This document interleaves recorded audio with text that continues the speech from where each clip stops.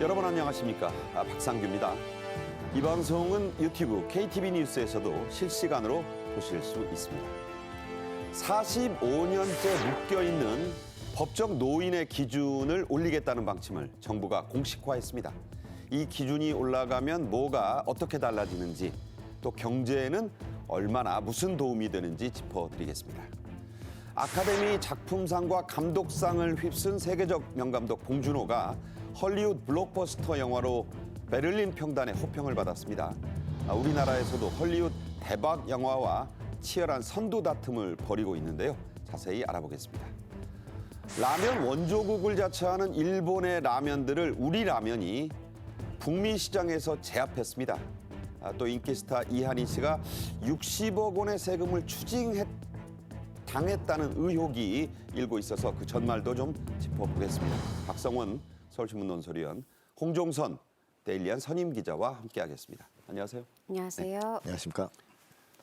네, 오늘의 첫 주제입니다. 과거에는 환갑, 진갑 다 지나면 노인이라고 했습니다. 제가 어느덧 그 나이예요. 하지만 요즘에는 앞에 육자가 붙으면 노인으로 보기 어렵다는 게 대세입니다. 기획재정부가 그런 추세를 법제화하기로 했죠? 예, 기재부가 이제 그제 중장기 전략위원회를 열어서 노인 연령의 상향을 골자로 하는 미래 세대 비전 및 중장기 전략을 발표를 했습니다.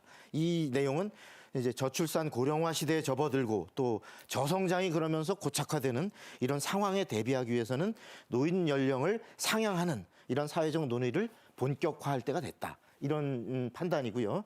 그래서 이제 현재 그 노인 연령이 우리의 법적으로 보면 81년에 제정된 노인복지법에 따라서 현재 65세로 44년째 계속되고 있거든요. 45년째로 접어들어요. 그렇습니다. 이제 45년째 접어들었죠. 그래서 이 연령을 좀 더 높여서 기초연금 지급 대상 또 정년 실시, 그다음에 경로우대 대상 이 연령을 전반적으로 좀 조정을 할 필요가 있다. 이런 것이 배경이 되겠습니다. 네. 65세가 돼서 동네 노인정에 갔다가 출입정지를 당했다는 뉴스가 나온 게 벌써 꽤 됐어요. 60대 후반 남성이 노인정에 안 나가길래 아들이 왜 안 나가세요 하고 물었더니 70, 80대 형들이 심부름만 시켜서 그런다는 농담 아닌 진담이 유행하고 있습니다. 노인들은 대체 몇 살이 돼야 내가 노인이다 이렇게 생각하죠?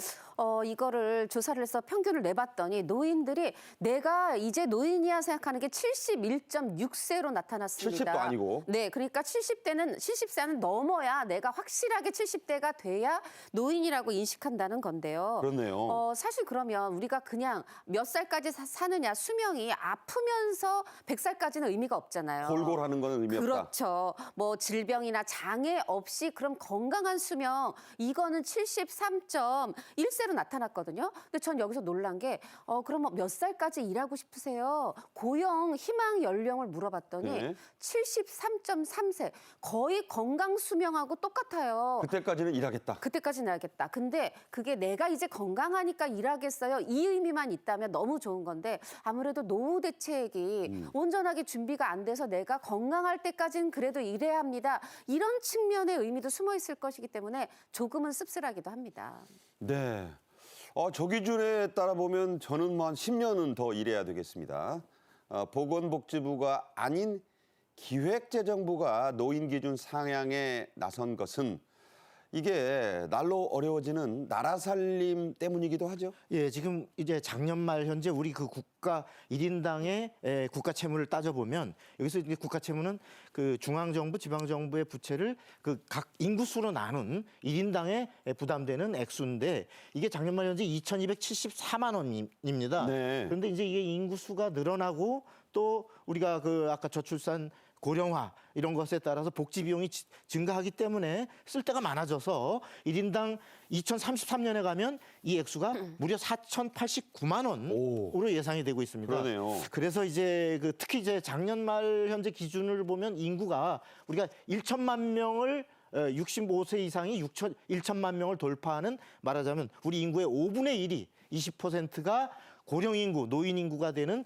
초고령화 사회에 돌입을 했습니다. 이렇기 때문에 어떤 2025년 올해 복지 분야에 예를 들어 기초연금이나 뭐 이렇게 투입돼야 될 그 복지 비용만 해도 185조 6천억 원. 183조라고 하네요. 예, 183조에 이르는 이런 규모인데 이러다 보니까 자, 이렇게 2033년 가서 이 막대한 복지 비용을 감당하려면 지금 노인 인구의 연령 조정서부터 많은 조정이 필요하다. 이런 상황입니다. 네.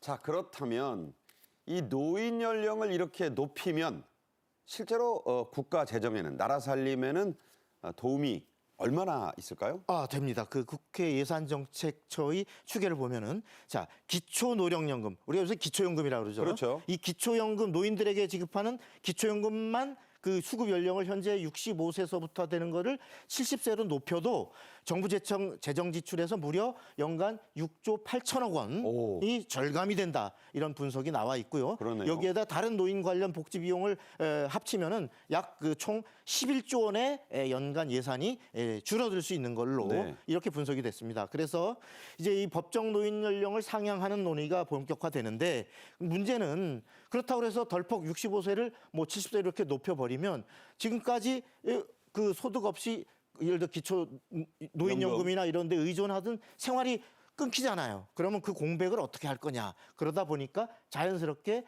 정년을 현재 법정 정년이 60세로 돼 있습니다만 이것을 더 높여서 더 많은 노령 인구가 실제 생산 활동에서 일을 하고 소득을 가져갈 수 있게 이렇게 구조를 바꿔야 된다. 이런 논의가 있는 거고요. 그래서 정부가 내놓으려고 하는 것이 노사정 대화, 사회적 대화를 통해서 바로 그 정년을 늘리는 계속 고용 로드맵 이것을 조속히 마련하겠다. 이런 것이 정부의 계획입니다.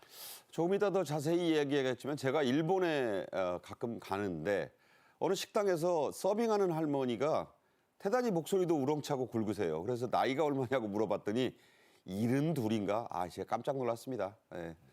계속 고용 로드맵. 한마디로 첫 직장이나 일자리에서 은퇴를 해도 계속 다른 일이라도 할 수 있게 해주자는 장기 플랜을 말하는 건데요. 자, 구체적으로 어떻게 한다는 거죠? 이제 그 정년이 현재 60세로 돼 있습니다만 이걸 넘겨서도 더 생산 활동에서 일을 해서 우리의 노동력도 충원을 하고 또 노인들에게 어떤 제대로 된 일자리도 제공을 하는 이런 제도적 틀을 만들어 주자라는 것이 바로 이제 계속 고용 로드맵인데요.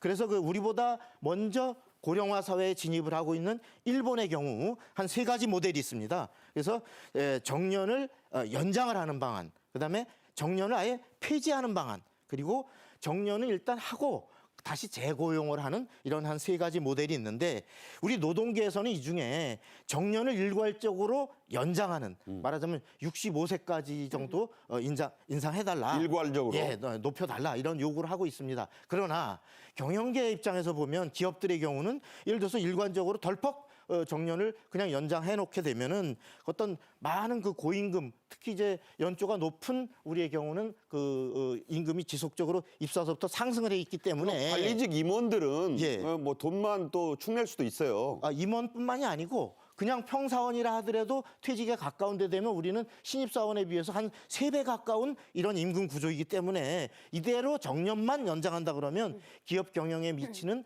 그 비용이 너무나 부담이 크고 특히 청년 고용을 할 수 있는 여력이 없어진다. 그렇기 때문에 선별적 재고용이나 임금 제도 개편과 같이 가야 된다. 이런 주장을 하고 있습니다. 네. 지금부터 빨리 대책을 서둘러야 될 것으로 봅니다. 대부분의 첫 일자리에서 은퇴하는 나이는 실제로 50대 말, 더 빨리 하는 분도 있죠. 60대 초반 사이입니다.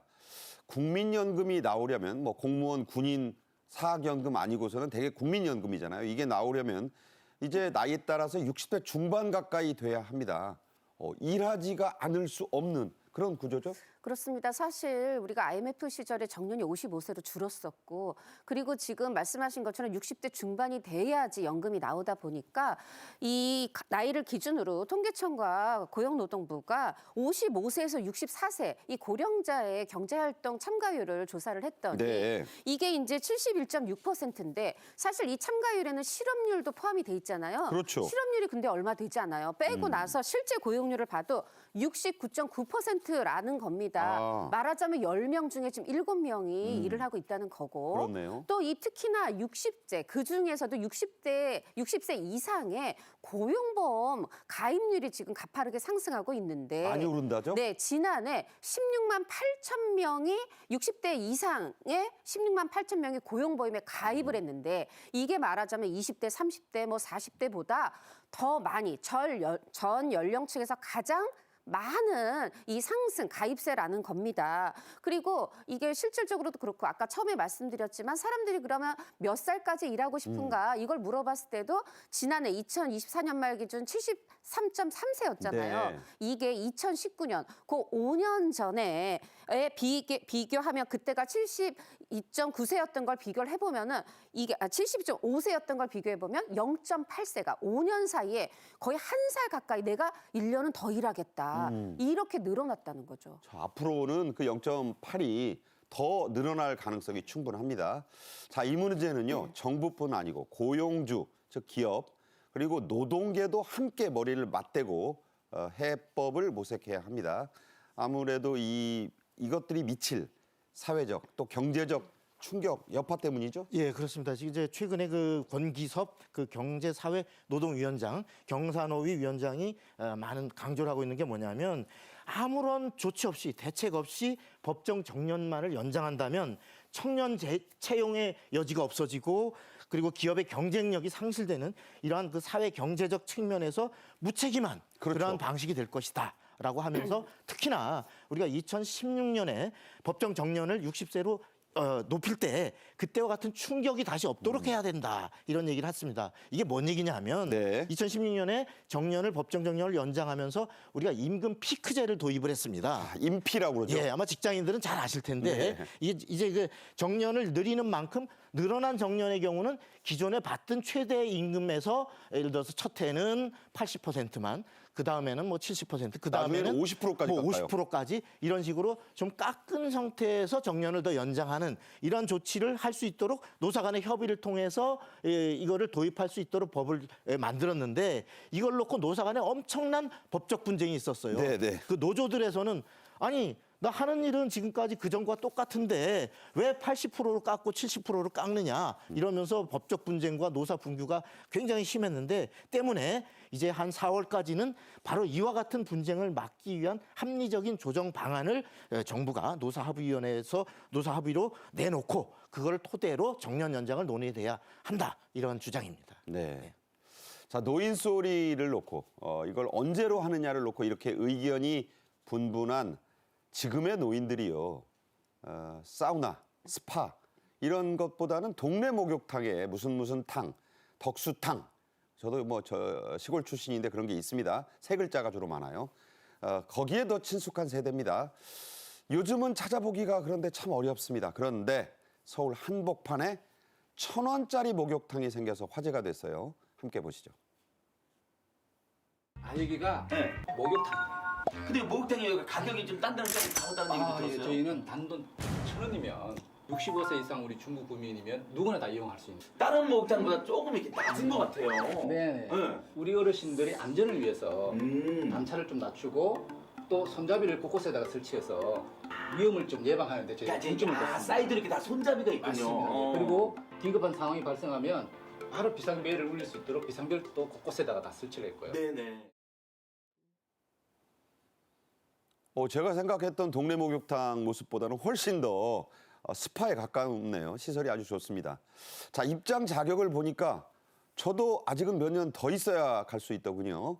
주민등록증으로 제시한 65세 이후부터나 이용할 수 있다고요? 예, 이거는 서울 중구에서 이제 23년 12월부터 문을 연 어르신 헬스케어 센터라는 게 있는데 여기에 보면 중구에 사는 65세 이상 노인 중에서 회원으로 가입하면 이용할 수 있는 이런 시설입니다. 근데 이 중에 제일 인기가 지금 아까 화면으로 보신 그 1,000원 목욕탕이라고. 글쎄요. 예, 이 1,000원 목욕탕이라는 게 있는데 특히 이게 보면 남성 칸, 여성 칸이 이제 층을 달리해서 있는데 이 여성 목욕탕의 경우는 2024년도 작년도 이용객이 무려 1만 명. 오, 만 명. 그래서 접수율도 다 100% 꽉 예, 수용 인원을 다 채웠다는 거죠. 저렇게 싼데 안 가시겠어요? 아, 그렇습니다. 그렇게 있고 또 여기에는 그 어르신 건강 증진실이라고 일종의 피트니스 센터도 있어가지고 월 15,000원이면 그 어떤 여러 가지 헬스 시설을 노인분들이 이용할 수 있는 이런 시설입니다. 그래서 일종의 노인 복지인데 그래서 이제 중구청 같은 경우는 이 노인들의 사랑방 같은 식으로 어떤 그 심신의 어떤 건강도 다지고 또 서로 외로움도 달래는 이러면서 어떤 많은 호응을 얻고 있다. 이렇게 자랑하고 있습니다. 자, 중구에 저런 시설이 있으니까 가보고 싶다는 분들이 참 많을 것 같아요. 이게 확산이 돼야 됩니다, 이런 게. 동네 목욕탕의 상징은 높다란 굴뚝이죠. 드라마 또 목욕탕집 남자들 저도 즐겨 봤었는데 이게 벌써 꽤 됐어요. 하지만 목욕탕 굴뚝이 지금은 흉물 취급을 받으면서 철거하기도 힘들다고 합니다. 그래서 동네 목욕탕 점점 갈수록 사라지고 있죠. 네, 드라마 목욕탕집 남자들이 방영됐던 게 95년, 96년이었거든요. 아이고, 30년쯤 됐네요. 네, 그런데 그때는 드라마에서 보시면 부잣집이잖아요. 그런데 사실 코로나 겪으면서 마치 이제 근거가 있든 없든 마스크를 착용하지 않고 들어가야 되다 보니까 감염 우려로 많은 분들이 가지 않으면서 굉장히 문을 많이 닫았고요. 네. 거기다가 또 요즘 신축 아파트 커뮤니티 시설이 있어서 수영하거나 헬스하고 나서 거기 목욕 시설 있잖아요. 수영장까지 있더라고요. 네, 그러다 보니까 또 목욕탕이 어려워졌고 거기다가 전기세 오르고 수도세 오르고 인건비도 급증해서 점점 이 이제 동네 목욕탕이 사라지고 있는데요. 사실 뭐 대부분 집에 목욕탕 있어라고 생각하시지만 그렇지 않죠. 않죠. 취약계층이라든가 이런 또 혼자 사시는 독거노인 분들은 이 동네 목욕탕이 없어지면서 굉장히 이제 불편해지셨는데 그럼요. 사실 그냥 목욕탕이요. 건강 위생만을 챙기는 공간이 아니라 친구도 만나고 동네 사람도 만나고 이런 어떤 정서를 교류하죠. 정보도 교류하는 장이거든요. 힐링센터예요. 맞습니다. 그러다 보니까 방금 보셨던 그 중구의 어르신 목욕탕처럼 어떤 복지관이 정부 지원으로 그 안에다 목욕시설 만들어야 된다. 이런 또 의견을 대구대 사회복지학과 이준상 교수가 내기도 했는데 저도 상당히 복지관이라는 게 사실 취약계층의 어떤 그 이용자의 90%가 취약계층이거든요. 그런 분들 위해서 오시는 김에 목욕탕도 있으면 좋겠다. 좋은 아이디어라는 생각해봤습니다. 네. 전국 방방곡곡에 좀 늘어나야 이런 게 참 복지 아닌가 싶습니다. 동네 목욕탕 갔다가 바나나 맛 우유 하나씩 드시면서 나와서 이렇게 하는 모습 얼마나 보기 좋습니까? 동네 목욕탕과 함께 나이 들수록 절실한 게요. 각종 진료 또 치료비 지원입니다. 고지혈증 진료비도 이제 정부가 지원할 방침이라고요? 예, 이제 정부는 그 만성질환 등록 관리 사업이라는 게 있는데 여기에다 고지혈증을 추가하겠다고 했습니다. 그러니까 이제 질병청 발표에 따르면 65세 이상의 노인들에 대해서는 내년부터는 이 고지혈증도 진료비를 지원하겠다 이런 방침인데요.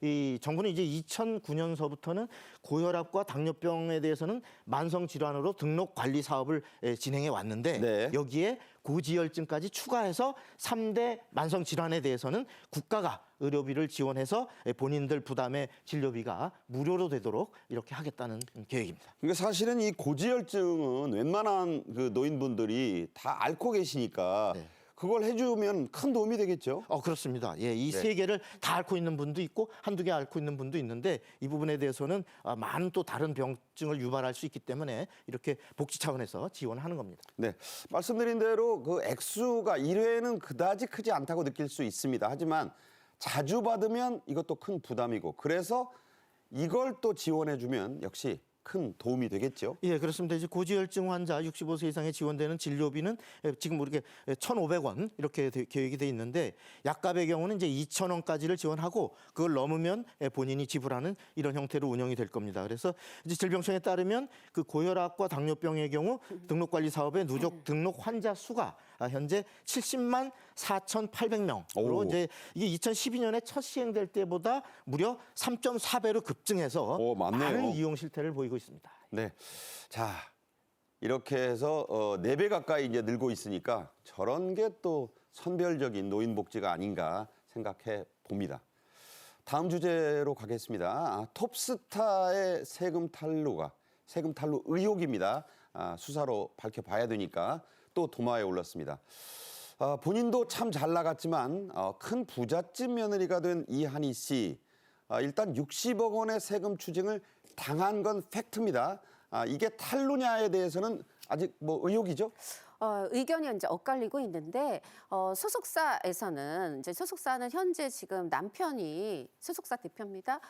그렇지 않다. 이 세무당국과의 어떤 관점 차이일 뿐 고의적인 세금 누락이 없었다. 이렇게 얘기를 하고 있는데 또 이제 박희순 씨도 동일하게 해서 8억 원의 어떤 세금이 나왔고 지금 아직은 세무당국과 이 부분에 대해서 이견이 있어서 다툼을 하고 있는데 여기에 공통점이 있습니다. 네. 바로 이한희 씨, 박희순 씨 뭐가 있냐면은 가족 기획사가 있어요. 아. 말하자면 소속사가 있는데 이한희 씨 같은 경우 지금은 이제 동일하지만 이전 소속사를 보면 소속사가 있는데 자신의 또 기획사가 1인 기획사가 있는 겁니다. 그래서 소속사가 받은 어떤 출연료라든가 광고료를 그 광고 출연료를 보통은 연예인들이 개인으로 받죠. 그럼 경비 처리할 게 많지가 않거든요. 그러면 이제 세금이 많을 수밖에 없는데 이거를 본인의 1인 기획사 혹은 가족 기획사로 받는 거예요. 그러니까 남편이 대표인 기획사가 그렇죠. 근데 남편은 지금 결혼 후고요. 사실은 이한희 씨가 2015년부터 본인이 이미 소속사, 대형 소속사에 속해 있으면서도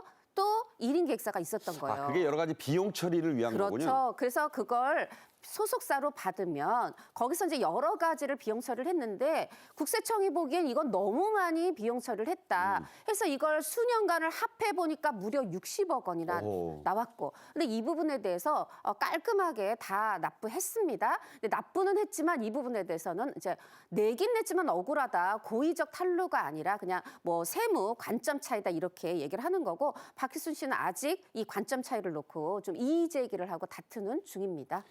이 탈세와 절세는요, 이게 종이 한 장 차이예요. 그래서 억울하신 분도 있겠지만 일반인들이 느낄 때는 아니 무슨 세금을 60억 원이나 추징 신고를 받고 그걸 또 한 번에 산뜻하게 냈다?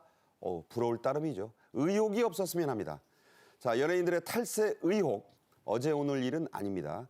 회계 처리가 참 불분명하고 지금 말씀하신 1인 가족 기획사가 많은 것, 이게 또 원인이에요. 맞습니다. 이제 물론 연예인이 뭐 그냥 일반 개인이라든가 자영업자보다는 비용 처리냐 이게 지금 나를 위해 쓴 거야 개인적 지출이야 아니면은 연예 활동을 위한 어떤 진짜 실제 경비냐 요 부분이 좀 불분명 기준이 모호한 건 사실입니다. 근데 그 정도가 아니라 1인 기획사 박희순 씨도 지금 아내랑 함께 가족 기획사를 따로 차렸거든요. 부인도 배우잖아요. 네, 그렇습니다. 박예준 씨고 그래서 이름이 박희순, 박예진 투팍인데 아. 이제 예를 들면 이런 겁니다. 그 지금 박희순 씨가 그렇다는 건 아니고요. 다른 뭐 이한희 씨가 그렇다는 건 아니고 다른 만약에 연예기획사가 가족 기획사를 세웠다 그러면 거기다가 또 다른 가족을 그냥 실제로 근무하지 않는데 등록해놓고 월급을 준다든가. 유령 직원이네요. 네, 이런 부분도 있고 아니면 실제로는 나의 개인 지출이었는데 법인의 경비 지출이다 해서 이제 이걸 경비 처리하기도 하고 이런 부분들은 좀 문제가 있다 이런 지적들이 있는 건데 연예인들이 이럴 때마다 내놓는 해명은 똑같죠. 아니 몰랐다 고의적 어떤 누락이 일부러 아니고 그런 건 아니다. 실수다 아니면 세무사에게 맡겼는데 우리 세무사와 국세청의 어떤 세법에 대한 해석 차이다 이런 걸 내놓고 있는데 사실은 유재석 씨 돈 많이 벌지만 또 이런 탈루 의혹 한 번도 없었거든요. 그러니까요. 네, 그렇기 때문에 그냥 계속해서 세무사 탓만 하거나 그냥 원래 비용 처리가 그래요 하기보다는 좀 더 능동적으로 세금을 제대로 내는 게 좋겠습니다. 왜냐하면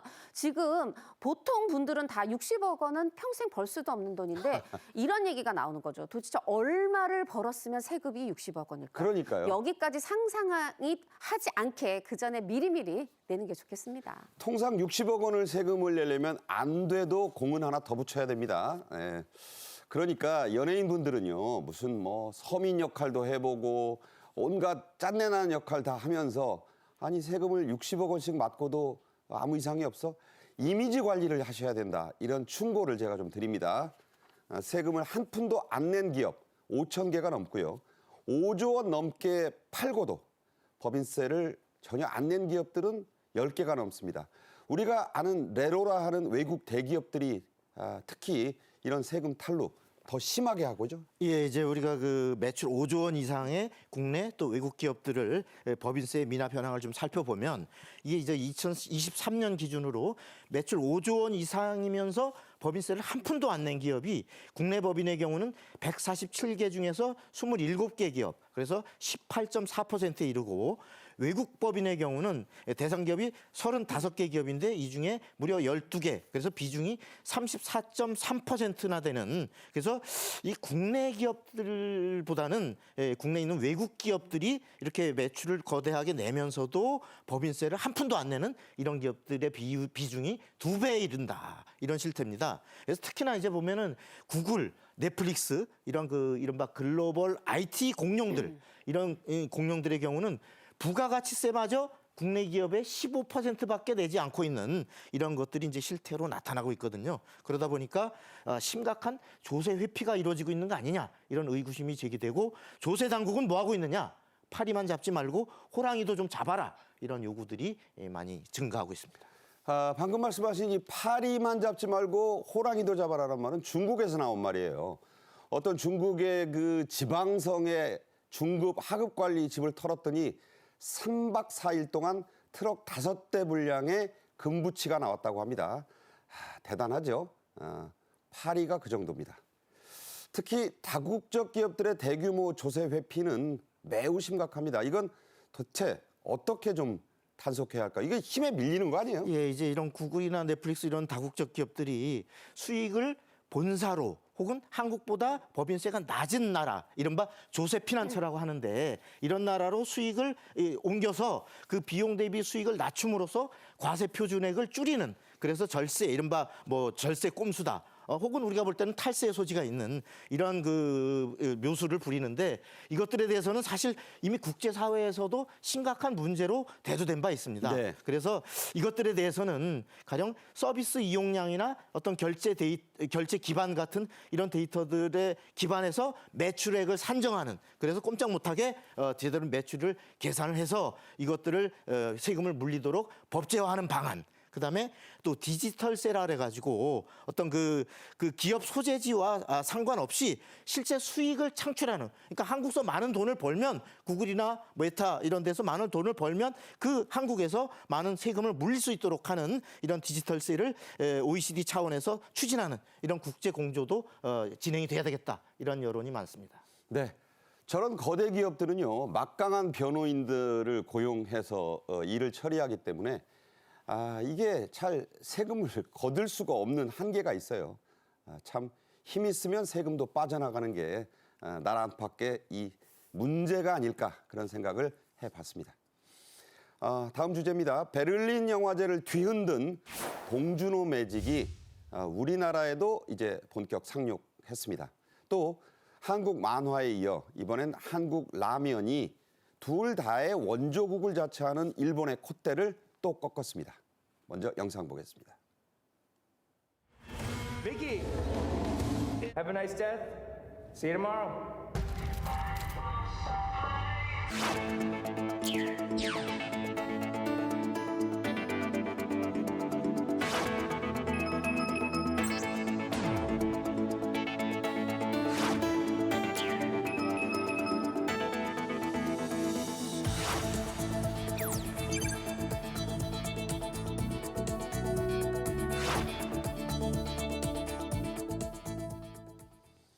네, 칸과 아카데미를 석권한 봉준호 감독에게 이제는 거장이란 말이 자연스럽습니다. 베를린 영화제에서 이게 상영되니까 영화가 끝난 뒤에 1분 넘게 아주 열렬한 박수갈채를 받았습니다. 그 장면 함께 보시죠.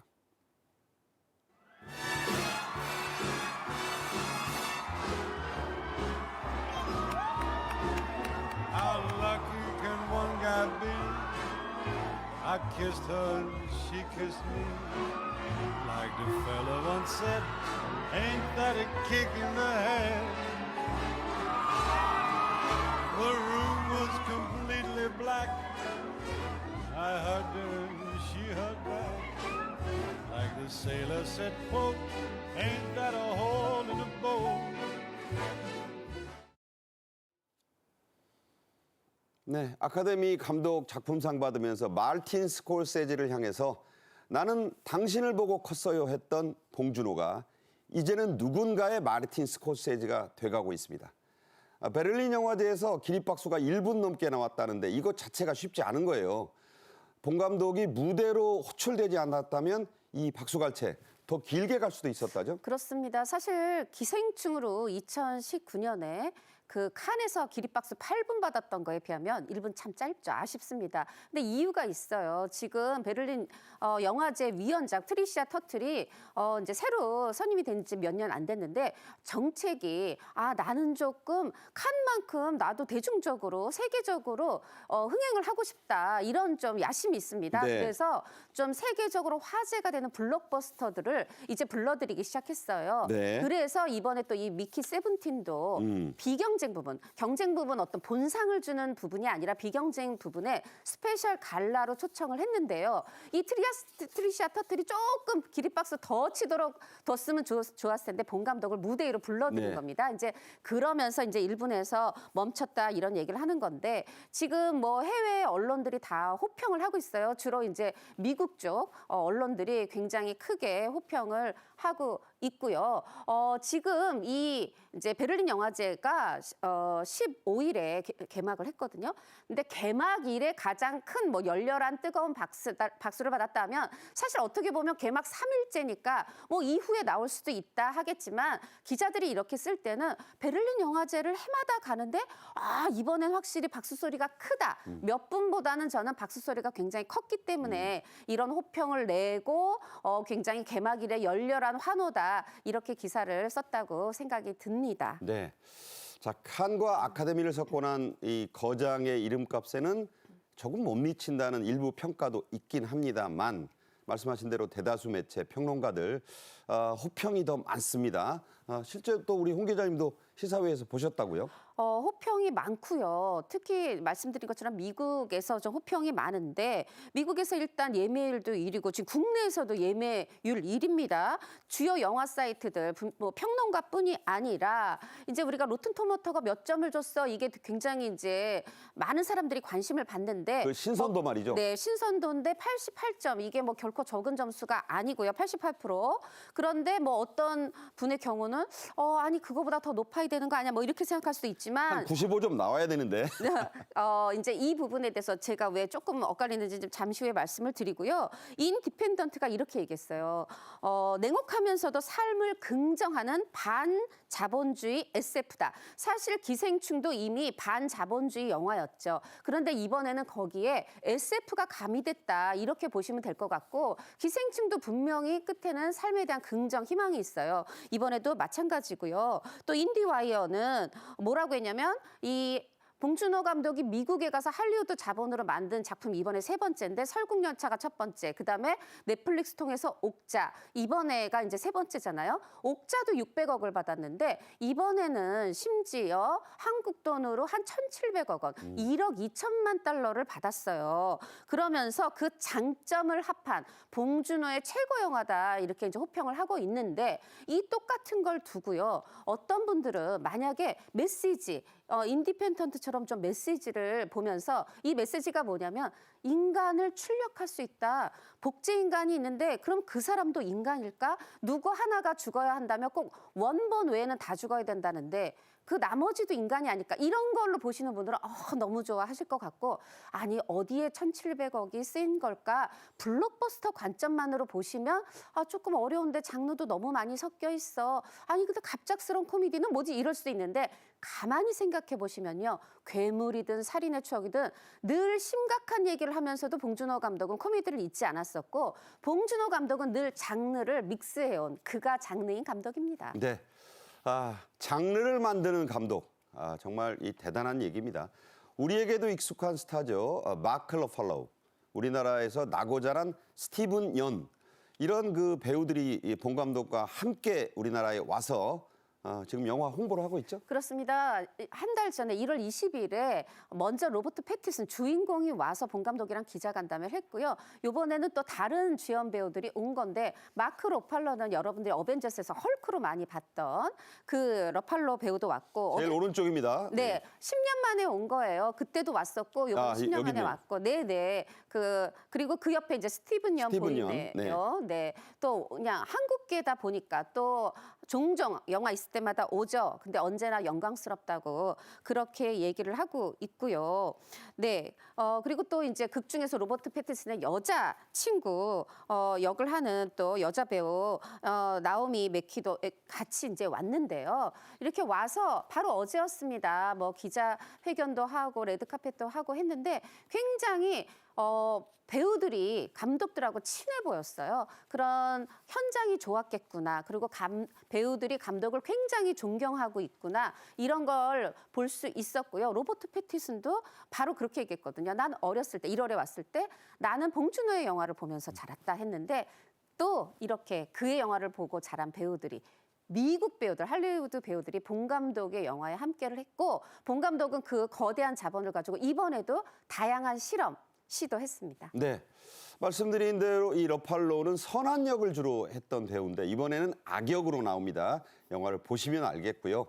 드라큘라 영화로 유명한 이 트와일라이트 시리즈로 떴던 주인공 로버트 패틴슨 말씀하신 대로 지난달에 먼저 와서 K 문화를, K 콘텐츠를 야무지게 즐기고 갔습니다. 그 모습 보시죠.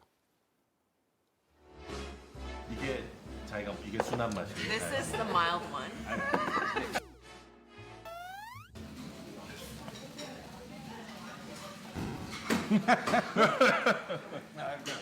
It's not that spicy. It's kind of spicy. That's the medium?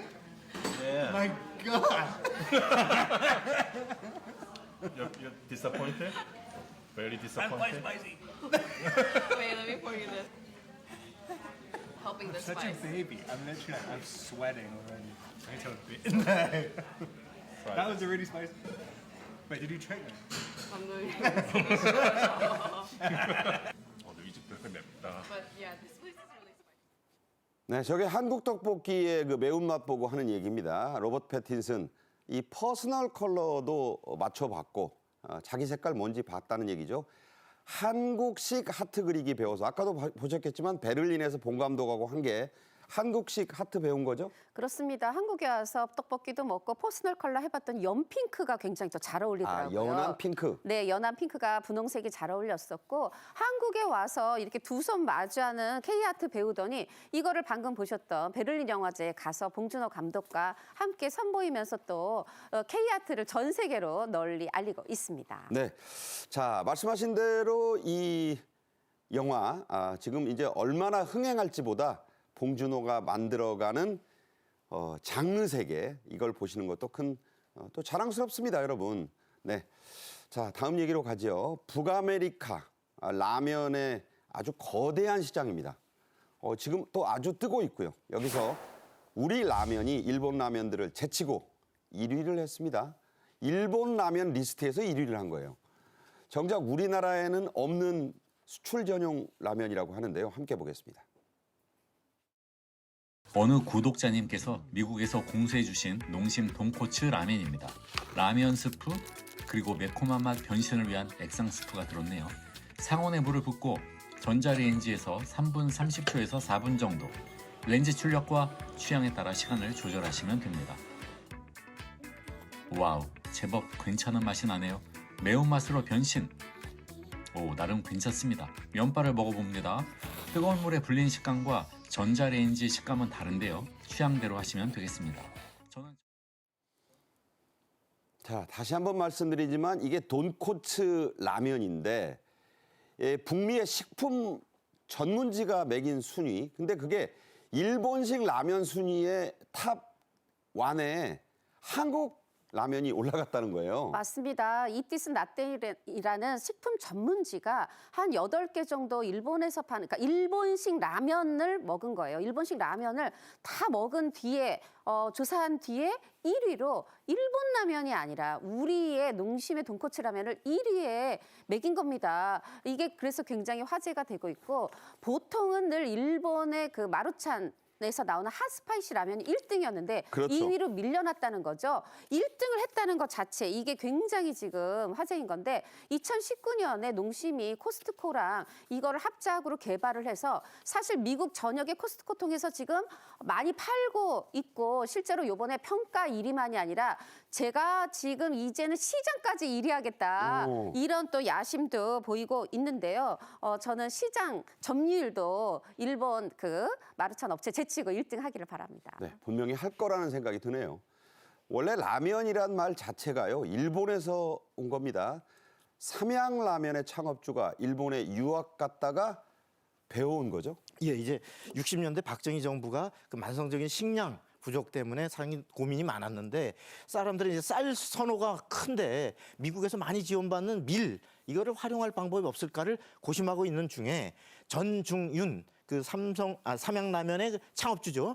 이분이 이제 일본 유학을 하고 있었습니다. 근데 이제 58년에 일본에서 처음 개발된 인스턴트 라멘, 예, 우리식으로 이제 라면이죠. 라멘이죠, 예, 일본. 예, 라멘을 개발을 된 걸 보고서 바로 저거다 라고 해서 바로 61년에 우리 정부를 설득해서 5만 달러를 지원받아가지고 일본의 묘조식품이라는 데서 라면 기계를 2대를 도입을 해서 이제 시행착오도 거치고 또 일본 기술자의 몰래 기술 지원도 좀 받고 해서 63년에 라면 생산을 시작했습니다. 네, 목화 씨 들여온 문익점 선생 생각이 나는 그런 일화입니다.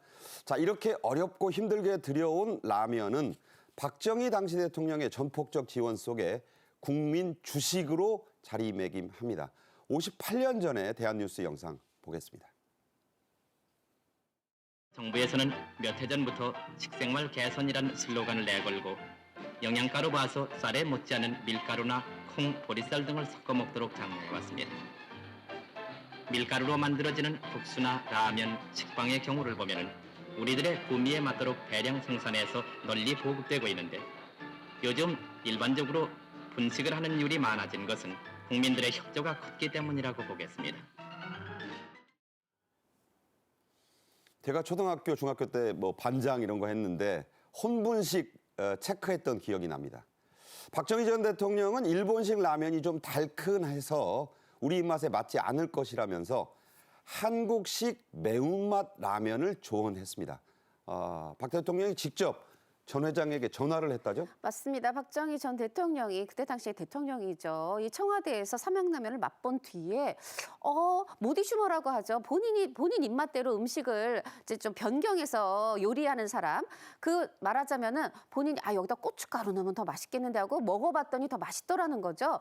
그리고는 다음 날 아침 일찍 이 전중윤 회장에게 직접 전화를 해서 임자 좀 칼칼하게 고춧가루 좀 더 넣어. 네. 이렇게 해서 사실은 그 전까지는 일본처럼 닭육수를 기반으로 해서 우리 라면 이 국물 색깔도 그냥 하였다는 거예요. 맑았는데 이 조언을 바로 받아서 고춧가루를 넣으면서 지금 우리가 먹는 이런 빨간 국물이 됐고, 이제 이것이 명백하게 어떻게 보면 K라면의 시작이었다. 이런 이야기가 이 삼양기업에서 기업의 역사를 쓴, 사사를 쓴 책에 소개되어 있습니다. 네.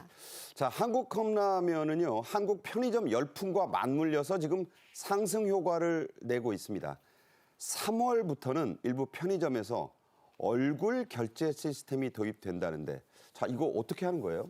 얼굴 결제 시스템 진짜로요. 카드도 없어도 되고 뭐 요즘 휴대전화로도 젊은이들 많이 결제하잖아요. 휴대전화도 만약에 내가 가져오지 않았다. 지갑도 없고 카드도 없고 그래도 얼굴만 돼도 결제할 수 있다는 건데. 그러니까 김은국 씨 얘기대로 그냥 들이댑니까? 네, 들이대면 페이스페이인데 물론 그 전에는 토스라는 앱을 통해서 내 신용카드도 등록해놓고 내 신분도 확인해놓고 내 얼굴도 똑같이 인식할 수 있게 이제 확인을 해야 되는 건데요. 이 이 얼굴 윤곽 인식 카메라로 인해서 실제로 가서 얼굴로 결제할 수 있는데 이게요 오는 3월에 벌써 한 뭐 편의점에 GS25 CU에 한 30곳씩 시범 운행이 될 거고 세븐일레븐도 도입을 한다고 하고 점차 굉장히 이제 넓혀 간다고 하는데 이 토스 앱으로 결제 가능한 편의점이 이미 8만 곳이 넘는다고 하니까 페이스 이 얼굴을 인식할 수 있는 그 카메라만 도입이 되면 점점 더 가파르게 늘어날 것이다 이런 전망이 우세합니다. 네. 자, 그렇다고 이 그냥 얼굴만 들이밀어서는 안 됩니다. 당연한 얘기이기도 한데 어떻게 해야죠? 네, 좀 아까 말씀드린 대로 그 토스 앱에다가 내 신용카드 그리고 내 사진을 미리 내 얼굴을 미리 인식을 시켜서 말하자면은 제 얼굴하고 비슷하게 생긴 다른 사람이 와서 제 신용카드로 얼굴 결제하면 안 되잖아요. 그러니까 그러한 안전성까지 확보를 해서 확장해 나간다고 합니다. 네, 그러니까 이 앱에 등록된 얼굴과 단말기가 인식하는 얼굴을 비교해서 승인하니까 그렇죠. 비교해서 같아야 되는 거죠. 그러니까 먼저 꼼꼼히 사전 등록을 하셔라. 꼼꼼히 사전 등록을 해야 되겠고요. 어떻게 보면 이럴 땐 저는 개성 있는 얼굴이 훨씬 더 혼동을 주지 않아서 평범한 얼굴은 좀 곤란한가요? 아니 화장을 너무 짙게 해서 네. 너무 한 얼굴보다는 오히려 저는 저의 맨 얼굴을 나중에 하게 되면 저는 맨 얼굴을 등록할 생각입니다. 네, 그렇군요. 자, 박성원 위원, 홍종선 기자와 함께 말씀 나눴습니다. 고맙습니다. 네. 감사합니다. 이번 주말과 휴일을 지나면 2월도 마지막 주에 접어듭니다. 인생은 달리는 백마를 문틈으로 잠깐 보는 것과 같다는 말이 있습니다. 소중한 시간 아껴 쓰시면 좋겠습니다. 고맙습니다.